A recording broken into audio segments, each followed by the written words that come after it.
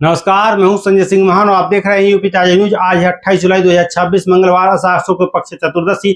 आज हमारे खास कार्यक्रम का 756वां एपिसोड। और सबसे पहले बात करते हैं बाजार भाव की। सोने का भाव 1,40,050 रुपए प्रति 10 ग्राम, वहीं चांदी है 2,39,900 रुपए प्रति किलो। खबर नई दिल्ली से है। देश की करेंसी में जल्द बड़ा बदलाव देखने को मिल सकता है। बाजार में 10 और 20 रुपए के पॉलीमर यानी प्लास्टिक नोट नजर आ सकते हैं। रिजर्व बैंक ने 10 और 20 रुपए के 100 करोड़ यानी कुल 200 करोड़ पॉलीमर नोट छापेगा। केंद्र सरकार ने इसके लिए ट्रायल को मंजूरी दे दी है। वित्त राज्य मंत्री पंकज चौधरी ने सोमवार को लोकसभा में इसकी जानकारी दी। हालांकि ट्रायल कब शुरू होगा इसकी तारीख की घोषणा नहीं की गई है। ट्रायल सफल हो रहा तो आरबीआई इन नोटों को नियमित रूप से जारी करेगा। खास बात यह है कि मौजूदा कागज के नोट बंद नहीं होंगे और पहले की तरह चलते रहेंगे। करीब 10 दिन पहले मीडिया रिपोर्ट्स में भी पॉलीमर नोट के पायलट प्रोजेक्ट को लेकर जानकारी सामने आई थी। और नई दिल्ली से जहां लोक परीक्षा यानी पब्लिक एग्जाम से जुड़े कानून में बदलाव पर अब संसद में बड़ी चर्चा होने जा रही है। लोकसभा अध्यक्ष ओम बिरला की पहल के बाद प्रमुख राजनीतिक दल लोक परीक्षा अनुचित साधन निवारण संशोधन विधेयक 2026 पर चर्चा के लिए सहमत हो गए हैं। चर्चा मंगलवार दोपहर 12 बजे के बाद से शुरू होगी। सोमवार को प्रधानमंत्री कार्यालय में राज्य मंत्री जितेंद्र सिंह ने विपक्ष के हंगामे के बीच संशोधन विधेयक पेश किया था, लेकिन हंगामे के कारण चर्चा नहीं हो सके। विपक्ष प्रदर्शनकारी छात्रों पर कार्रवाई और गृह मंत्री के जवाब की मांग कर रहा था। इसके बाद लोकसभा अध्यक्ष ने कांग्रेस नेता के.सी.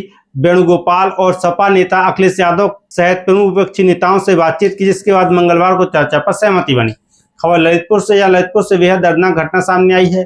धोरा रेलवे स्टेशन के पास सोमवार को 33 वर्षीय गर्भवती दीपा अपने 2 मासूम बच्चों के साथ ट्रेन के आगे कूद गई। तीनों की मौके पर मौत हो गई। दीपा की शादी करीब 10 वर्ष पहले पाली निवासी विक्की यादव से हुई थी। वह पति और 3 बच्चों के साथ अपने मायके में रहती थी। बताया गया कि सोमवार सुबह पति से विवाद के बाद दीपा 3 वर्षीय शिवांशी और 2 वर्षीय क्रिस को लेकर पुलिस चौकी पहुंची थी, जहां उससे शिकायती पत्र लाने के लिए कहा गया। इसके बाद वह बच्चों को लेकर रेलवे ट्रैक पर पहुंची और भोपाल जा रही पार्सल ट्रेन के आगे कूद गई। सीओ सदर अजय कुमार के अनुसार पति शराब का आदी था और अक्सर पत्नी के साथ विवाद करता था। इस घटना के बाद परिवार में कोहराम मचा हुआ है। खबर कबरई महुआ से है, जहां कबरई पेहरा रोड के रेलवे अंडरपास में जलभराव अब हादसों का कारण बनने लगा है। सोमवार को गांव से स्कूली बच्चे लेकर जा रही एक ई रिक्शा पानी से भरे अंडरपास में पलट गया। हादसे में प्राची, आकांक्षा व सचिन सहित 4 छात्रों को मामूली चोटें आई। चालक रामजी के मुताबिक पानी भरा होने के कारण गड्ढा दिखाई नहीं दिया और ई रिक्शा का संतुलन बिगड़ गया। इस रास्ते में पेहरा, खरका, वसारी सहित कई गांव के लोग गुजरते हैं। ग्रामीणों का आरोप है कि रेलवे को कई बार जल निकासी के लिए पत्र लिखा गया, लेकिन समस्या बनी हुई है। पुलिस ने मौके पर पहुंचकर नाराज ग्रामीणों को शांत कराया। ग्रामीणों ने चेतावनी दी कि समस्या का समाधान नहीं हुआ तो आने वाले दिनों में विरोध प्रदर्शन होगा।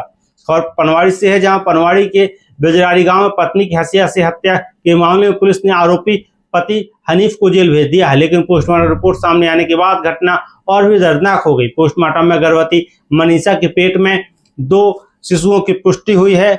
दोनों शिशुओं का वजन करीब 2 से 2.5 किलोग्राम बताया गया है। डॉक्टर साजी रहील और डॉक्टर ईश्वर चंद की 2 सदस्यीय टीम ने पोस्टमार्टम किया। पुलिस के मुताबिक आरोपी की निशानदेही पर हत्या में इस्तेमाल हसिया और खून से सने कपड़े बरामद किए गए। हनीफ ने जुर्म कबूल करते हुए आवेश में हमला करने की बात कही।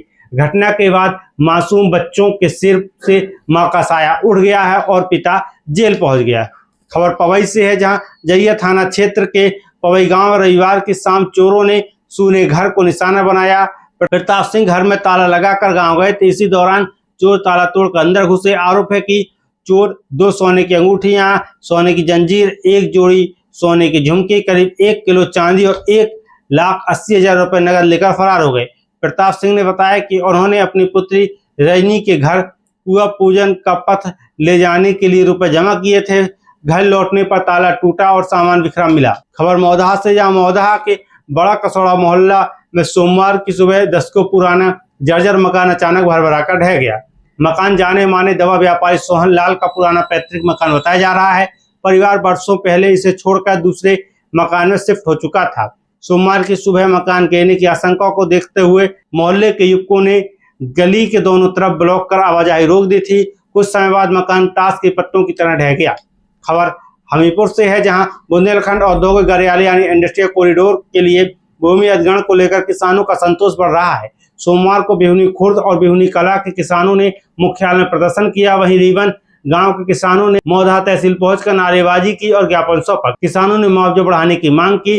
डीएम के माध्यम से यूपीडा के मुख्य कार्यपालक को भेजे गए 6 सूत्रीय ज्ञापन में जमीन का अंतिम बाजार मूल्य, मुआवजे की विस्तृत गणना, पेड़, कुएं, भवन, ट्यूबवेल और बाउंड्री वॉल जैसी संरचनाओं के मूल्यांकन की रिपोर्ट मांगी गई। खबर लखनऊ से, जहां उत्तर प्रदेश में प्रशासक बनाए गए 57,694 निवर्तमान ग्राम प्रधानों को 5,000 रुपए तक मासिक मानदेय मिलना बंद हो गया है। इतना ही नहीं, असामयिक मृत्यु होने की स्थिति में कल्याण कोष से परिजनों को मिलने वाली 10 लाख रुपए की आर्थिक सहायता भी नहीं मिलेगी। इसे लेकर ग्राम प्रधानों ने पंचायती राज विभाग को पत्र भेजकर सुविधाएं बहाल करने की मांग की।